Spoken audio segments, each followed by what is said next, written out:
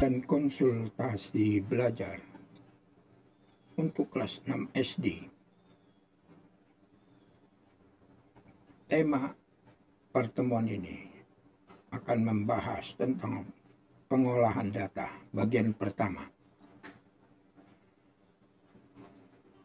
Mengumpulkan dan membaca data. Apa yang dimaksud dengan data?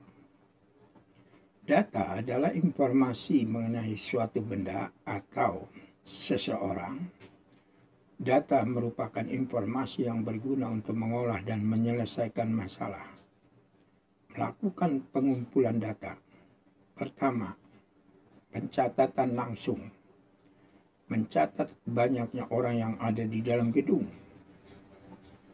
Melakukan pengamatan. Mengamati pertumbuhan tinggi tunas suatu tanaman yang diamati setiap hari. Melakukan percobaan. Mencatat mata dadu yang muncul setelah dilempar berkali-kali. Ya, jadi ini dilempar berkali-kali, kita catat ya. Kemudian melakukan wawancara. Melakukan wawancara terhadap seseorang yang sukses sebagai pengusaha ikan laut misalnya. Ya, kita adakan wawancara. Menyalin data dari sumber lain. Menyalin data dari ketua RW tentang pekerjaan warga yang bertempat tinggal di RW tersebut. Ya, kita datang ke kantor RW. Membaca data. Misalkan di sini diberikan dalam bentuk tabel. Hobi menyanyi 7 murid, membaca 11 murid, dan seterusnya. Yang memancing 5 murid. Maka jumlahnya ada 40 murid. Bacalah data tentang hobi murid kelas 6 SD. Pembacaan tabel. Banyaknya murid yang mempunyai hobi menyanyi ada 7 anak. Banyaknya murid yang mempunyai hobi membaca 11. Yang menulis 9. Dan yang berenang 8. Nah, banyak murid yang memancing ada 5. Jumlah murid 40. Bacalah data tentang hasil penjualan beras misalnya.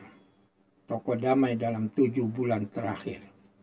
Ini ya, September 135. Oktober 140 dan seterusnya sampai Maret 165. Ya, jumlah penjualannya total 1058. Pembacaan tabel. Pada bulan September penjualan beras sebanyak 135. Ya, ini September. Pada bulan Oktober 140. 151 untuk November dan Desember 176. Januari 137, Februari 154, Maret 165 ya, jumlah penjualan dari September sampai dengan bulan Maret 1058 kg. Mengolah dan menyajikan data dalam bentuk tabel, mengurut data. Apa yang dimaksud dengan mengurut data? Mengurut data adalah menyusun data dari data terkecil ke yang besar, begitu sebaliknya. Nah, dari urutan data dapat ditentukan data terkecil, data terbesar, ya, dengan rentang dari data tersebut, yaitu selisih antara data besar dan data terkecil. Contoh, data hasil ulangan matematika yang diperoleh 40 siswa kelas 6 SD Sejahtera sebagai berikut. Ya, ini datanya. 5, 7, dan seterusnya sampai di sini 6. Sajikan data tersebut dalam bentuk tabel. Kita buat tabelnya. Langkah data diurut dari yang terkecil ke yang terbesar. Ya, kita urut toh. 4, 5, 6, sampai 9. Nilai 4 muncul 6 kali. 1, 2, 3, 4, 5, 6. Nilai 5 7 kali. 6 9 kali ya. 7 9 kali. 8 7 kali, dan 9 7 kali.